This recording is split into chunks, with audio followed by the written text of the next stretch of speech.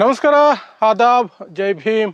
ನಾನು ನಿಮ್ಮ ಭಾಗ್ಯನಾರಾಯಣ ಬೊಗ್ಗವರಪು. ನೀವು ನೋಡ್ತಾ ಇದ್ದೀರಿ ಸುದ್ದಿ ಸರ್ಕಲ್. ಈ ಬಿಟ್ಟು ಬಜರಂಗಿ ಅಂತ ಒಬ್ಬ ಹರಿಯಾಣದಲ್ಲಿ ಒಬ್ಬ ಕ್ರೂರಿ ಇದ್ದಾನೆ. ಅವನೊಬ್ಬ ಗೂಂಡ. ಹಸುವಿನ ಹೆಸರಿನಲ್ಲಿ ಅಮಾಯಕರನ್ನು ಹಿಂಸಿಸೋದು, ಕೊಲೆ ಮಾಡೋದು, ಸಾಕಷ್ಟು ಆರೋಪಗಳಿದೆ ಅವನ ಮೇಲೆ. 2023ರಲ್ಲಿ ನಡೆದಂತಹ ಗಲಭೆಗಳು, ನೂಹ್ ಅನ್ನುವಂತಹ ಪ್ರದೇಶದಲ್ಲಿ ನಡೆದಂತಹ ಗಲಭೆಗಳು, ಮೌಲ್ವಿಯನ್ನ ಕೊಂದಿದ್ರು. ಆ ಗಲಭೆಗಳಲ್ಲಿ ಅದರಲ್ಲಿಯೂ ಸಹ ಅವನು ಆರೋಪಿ. ಸುಮಾರು 7 ಜನ ಪ್ರಾಣ ಕಳ್ಕೊಂಡಿದ್ರು ಆ ಗಲಭೆಗಳಲ್ಲಿ, ಅದರಲ್ಲಿಯೂ ಸಹ ಆರೋಪಿ. ಅಂಥವನು ಈಗ 50 ವರ್ಷ, ಅವನಿಗೆ 16 ಕೇಸುಗಳಲ್ಲಿ ಬೈಲಲ್ಲಿ ಹೊರಗಡೆ ಇದ್ದಾನೆ. ಅವನಿಗೆ ಮದುವೆ ಆಸೆ, 50ನೇ ವರ್ಷದಲ್ಲಿ ಮದುವೆ ಆಸೆ. ಅದು ಇಂತಹ ಕೃತ್ಯಗಳಲ್ಲಿ ಪಾಲ್ಗೊಂಡ ಇತಿಹಾಸ ಉಳ್ಳವನಿಗೆ.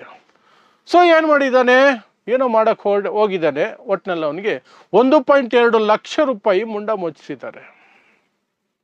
ಏನಕ್ಕೆ? ಮದುವೆ ಆಸೆ ತೋರಿಸಿ. ಬರೀ ದುಡ್ಡು ಕಳ್ಕೊಂಡಿಲ್ಲ, ಮದುವೆ ಡೇಟ್ ಫಿಕ್ಸ್ ಆಗಿತ್ತು.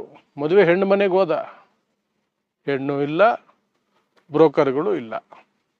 ಅವರಿಗೆ ವಾಪಸ್ ಬಂದು ಕಂಪ್ಲೇಂಟ್ ಕೊಟ್ಟವನೀಗ. ಸೊ ಏನಿದು ಪ್ರಕರಣ? ಯಾಕಿದನ್ನು ಚರ್ಚೆ ಮಾಡ್ಬೇಕು ನಾವು? ಇಂತಹ ಪ್ರಕರಣಗಳು ದಿನ ಬೆಳಗಾದ್ರೆ ನಡೀತಾನೆ ಇರ್ತಾವಲ್ಲ, ಅದನ್ನು ಸ್ವಲ್ಪ ನೋಡೋಣ. ಸೊ ಮೊದಲಿಗೆ ಇಂತಹ ಪ್ರಕರಣಗಳು 100 ನಡೀತವೆ. ಮದುವೆ ಮಾಡಿಸ್ತೀವಿ ಅಂತ ಹೇಳಿ ಯಾರೋ ಬ್ರೋಕರ್ಗಳು ದುಡ್ಡು ತಗೊಂಡು ಯಾಮರ್ಸೋದು, ಇದು ಮಾಮೂಲಿ ಪ್ರಕ್ರಿಯೆ, ಸಿಕ್ಕಾಪಟ್ಟೆ ನಡೆಯುತ್ತೆ. ಸೊ ಇದನ್ನ ಯಾಕೆ ನಾವು ಸುದ್ದಿ ಮಾಡಬೇಕು ಅಂತ ಕೇಳಿದ್ರೆ, ಇವನ ಚರಿತ್ರೆಯ ಕಾರಣಕ್ಕೆ. ನಾನು ಮೊದಲೇ ಹೇಳ್ದಂಗೆ ಇವನೊಬ್ಬ ಕ್ರೂರಿ. ಧರ್ಮದ ಹೆಸರಿನಲ್ಲಿ, ಹಸು ಹೆಸರಿನಲ್ಲಿ ಅಮಾಯಕರನ್ನ, ಅದರಲ್ಲೂ ಮುಸ್ಲಿಮರನ್ನ ಹಿಂಸಿಸೋದು, ಕೊಲ್ಲೋದು ಇವನ ಕೆಲಸ. ಅಂತಹ ಆರೋಪಗಳು ಹೊತ್ತಾರಿದವೆ ಇವನ ಮೇಲೆ. 2023 ಅಕ್ಟೋಬರ್ ತಿಂಗಳಲ್ಲಿ ನೂಹ್ ಅನ್ನುವಂತಹ ಪ್ರದೇಶದಲ್ಲಿ ದೊಡ್ಡ ಗಲಭೆಗಳಾಗಿತ್ತು. 7 ಜನ ಜೀವ ಕಳ್ಕೊಂಡಿದ್ರು. ಮುಸ್ಲಿಂ ಮೌಲ್ವಿ ಒಬ್ಬರನ್ನ ಕೊಂದು ಹಾಕಿದ್ರು, ಪೊಲೀಸರನ್ನ ಕೊಂದು ಹಾಕಿದ್ರು ಆ ಗಲಭೆಗಳಲ್ಲಿ ಮೇನ್ ಇವನೇ ಅಕ್ಯೂಸ್ಟ್ ಅಂತಿರೋದು ಇಲ್ಲಿಯವರೆಗೆ. ಅದರಲ್ಲೂ ಬೈಲಲ್ಲಿದ್ದಾನೆ. ಬಿಜೆಪಿ ಸರ್ಕಾರ ಸಿಗುತ್ತೆ, ಬೇಲ್ ಈಸಿಯಾಗಿ ಸಿಗುತ್ತೆ. ಇಂಥವ್ರಿಗೆ ಬೇಲ್ ಈಸಿಯಾಗಿ ಸಿಗುತ್ತೆ. ಮತ್ತು ಕೇಸುಗಳಲ್ಲೂ ಸಹ ಸಾಕಷ್ಟು ಸಹಕಾರ ಇರುತ್ತೆ ಬಿಜೆಪಿ ಸರ್ಕಾರ ಅಂದಮೇಲೆ. ಯಾಕಂದ್ರೆ ಅವ್ರದೇ ಪ್ರಾಡಕ್ಟ್ಗಳ ತಾನೇ ಇವೆಲ್ಲ, ಅವ್ರದೇ ಪ್ರಾಡಕ್ಟು. ಮುಸ್ಲಿಮರನ್ನು ದ್ವೇಷಿಸಬೇಕು, ಮುಸ್ಲಿಮರನ್ನ ಸಾಧ್ಯ ಆದಷ್ಟು ಹಿಂಸಿಸಬೇಕು, ಇನ್ನೂ ಸಾಧ್ಯ ಆದ್ರೆ ಕೊಂದು ಬಿಡಬೇಕು. ಅಂಥದ್ದನ್ನು ಮಾಡ್ತಾವಂತಾನೆ ಇವನು. ಹಾಗಾಗಿ ಬಿಜೆಪಿಯವರಿಗೆ ಪ್ರೀತಿ ಪಾತ್ರದ ವ್ಯಕ್ತಿ. ಸೊ ಇವನಿಗೆ ಏನಾಗಿದೆ, 50 ವರ್ಷ ಆದರೂ ಯಾರು ಹೆಣ್ಣು ಕೊಟ್ಟಿಲ್ಲ. ಯಾರು ಕೊಡ್ತಾರೆ? ಏನು ಉದ್ಯೋಗ ಮಾಡ್ತೀಯ ಅಂದರೆ, ಗುಟ್ಕಾಗೆ, ಪಾನ್ ಪರಾಗಗೆ, ಎಣ್ಣೆ ಹೊಡಿಯೋದಕ್ಕೆ, ಖರ್ಚಿಗೆ ಅಲ್ಲಿ ಇಲ್ಲಿ ಭಿಕ್ಷೆ ಎತ್ತೀನಿ ಗೂಗಲ್ ಪೇ, ಫೋನ್ ಪೇ ಅಲ್ಲಿ. ಆಮೇಲೆ ಏನು ಮಾಡ್ತೀಯ ಅಂದರೆ, ಹಗಲತ್ತೆಲ್ಲ ಆರಾಮಾಗಿ ಮಲಗಿರ್ತೀನಿ, ರಾತ್ರಿ ಆದರೆ ಗೋರಕ್ಷಣೆ ಹೆಸರಲ್ಲಿ ಹೋಗಿ ಹಿಂಸಾತ್ಮಕ ಕೃತ್ಯಗಳಲ್ಲಿ ಪಾಲ್ಗೊಳ್ತೀನಿ. ನನ್ನ ಮೇಲೆ ಇಷ್ಟು ಕೊಲೆ ಕೇಸಿದೆ, ಇಷ್ಟು ಗಲಭೆ ಕೇಸಿದೆ, ಇಷ್ಟು ಏನೋ ಹಲ್ಲೆ ಕೇಸಿದೆ, ಇನ್ನೇನೇನೋ ಕೇಸುಗಳಿದ್ದಾವೆ ಅಂತ ಹೇಳಿದ್ರೆ ಯಾವನ್ನ ಹೆಣ್ಣು ಕೊಡ್ತಾರೆ? 50 ವರ್ಷ ಆಗಿದೆ, ಇನ್ನು ಮದುವೆ ಆಗಿಲ್ಲ. ಆದರೂ ಆಸೆ ಮದುವೆ ಆಗಬೇಕು, ಸಂಸಾರಿ ಆಗಬೇಕು ಅಂತ. ಆ ಆಸೆನ ಯಾರಿಗೋ ಹೇಳ್ಕೊಂಡಿದ್ದಾನೆ ಪಕ್ಕದ ಮನೆಯವ್ರಿಗೆ. ಅವನು ಪಕ್ಕದ ಮನೆಯವ್ರು ಯಾರೋ ಪಂಕಜ್ ಅನ್ನುವಂಥ ವ್ಯಕ್ತಿ ಅಂತೆ. ಅವನು, ನಾನು ಹುಡುಕೊಡ್ತೀನಿ ಹೆಣ್ಣು, ನೀನೇನು ತಲೆ ಕೆಡ್ಸ್ಕೊಬೇಡ, ನೀನು ಗ್ರೇಟ್ ಪರ್ಸನಾಲಿಟಿ, ನಿನಗೆ ಯಾಕೆ ಹೆಣ್ಣು ಸಿಗಲ್ಲ, ಐ ಆಮ್ ದೇರ್ ಅಂತ ಹೇಳಿ ಹೆಣ್ಣು ಹುಡುಕ್ತೀನಿ ಅಂತ ಹೇಳಿ ಯಾವುದೋ ಒಂದು ಹೆಣ್ಣನ್ನು ಫಸ್ಟ್ ತೋರಿಸಿದ್ದಾನೆ. ಅದು ಒಪ್ಪಿಗೆ ಆಗಿಲ್ಲ, ಅವರು ಒಪ್ಕೊಂಡಿಲ್ಲ. ಆಮೇಲೆ ಇನ್ನೊಂದು ಫೋಟೋ ತೋರಿಸಿದ್ದಾನೆ. ನೋಡಿ, ಈ ಹುಡುಗಿ ಒಂದು 38 ವರ್ಷ ಆಗಿದೆ, ಆದರೂ ನಿಮ್ಮ ವಯಸ್ಸಿಗೆ ಕರೆಕ್ಟಾಗಿರೋ ಹುಡುಗಿ, ಎಲ್ಲ ಫಿಕ್ಸು. ನೀವು ಹೂ ಅಂದರೆ ಮದುವೆ ಡೇಟ್ ಫಿಕ್ಸ್ ಮಾಡ್ಕೊಂಡು ಮದುವೆ ಆಗ್ಬಿಡೋಣ, ಸುಮ್ಮನೆ ಏನಕ್ಕೆ, ಫೋನಲ್ಲಿ ಮಾತಾಡ್ಕೊಳ್ಳಿ ಅಂತ. ಫೋನಲ್ಲಿ ಮಾತಾಡಿದ್ದಾನೆ, ಖುಷಿ ಆಗ್ಬಿಟ್ಟವನೆ. ಆದರೆ ಮದುವೆ ಹುಡುಗಿ ಕಡೆಯವರು ತುಂಬ ಬಡವರು, ಅವರಿಗೆ ಖರ್ಚಿಗೆ ಕಾಸಿಲ್ಲ. ಈಗ ಮದುವೆ ಹೆಣ್ಣನ್ನು ರೆಡಿ ಮಾಡೋದಕ್ಕೆ 30,000 ರೂಪಾಯಿ ಬೇಕು ಅವ್ರಿಗೆ. ಅವಳಿಗೆ ಮೇಕಪ್ಪು, ಸೀರೆ, ಅದು ಇದು ಮತ್ತು ಬೇರೆ ಖರ್ಚುಗಳು ನೀವೇನಿದೆಯೋ ಅದನ್ನು ನೀವು ನೋಡ್ಕೊಳ್ಳಿ. ಫಸ್ಟ್ 30,000 ರೂಪಾಯಿ ಹಾಕಿ ಅವರು ಹೆಣ್ಣನ್ನು ರೆಡಿ ಮಾಡ್ಕೊಳ್ತಾರೆ. ಇಂತಹ ದಿನಾಂಕ ಅವ್ರ ಮನೆಗೆ ಹೋದರೆ ನೀವು ನಿಮ್ಮ ಬಂಧು ಬಳಗದ ಜೊತೆ ಮದುವೆ. ಇವನು ಫುಲ್ ಕನ್ಸು ಕಾಣ್ಕೊಂಡು ರೊಮ್ಯಾಂಟಿಕ್ ಆಗಿ ರೆಡಿ ಆಗ್ಬಿಟ್ಟವನೆ.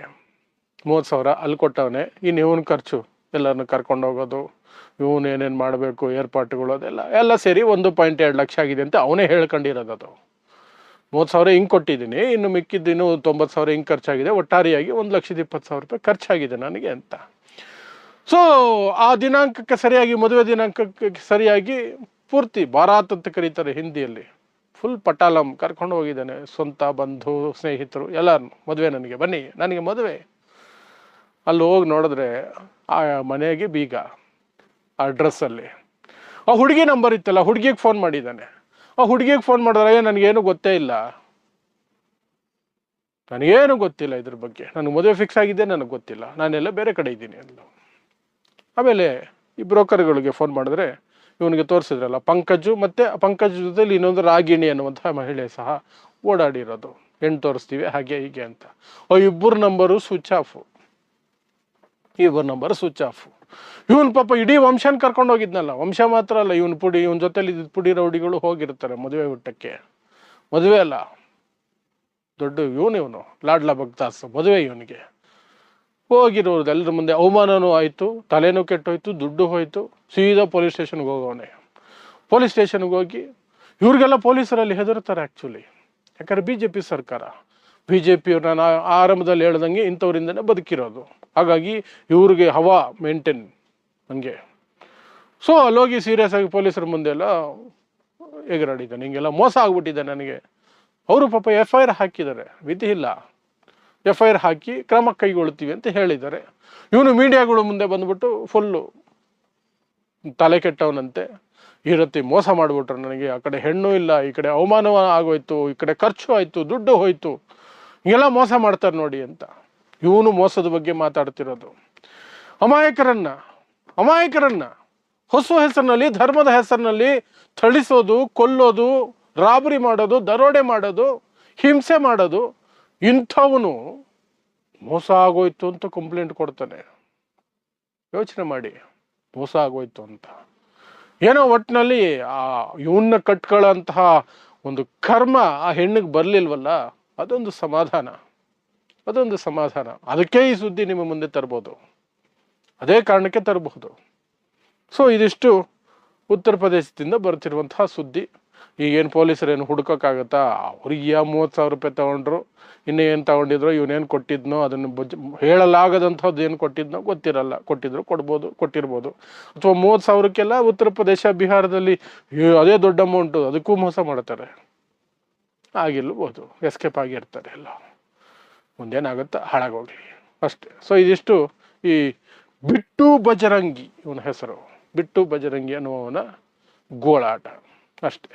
ಸೊ ಇಂತಹದೇ ವಿಶೇಷ ಸುದ್ದಿಗಳಿಗಾಗಿ ನೋಡ್ತಾ ಇರಿ ಸುದ್ದಿ ಸರ್ಕಲ್. ನಾನು ನಿಮ್ಮ ಭಾಗ್ಯನಾರಾಯಣ ಬೊಗವರಪೋ.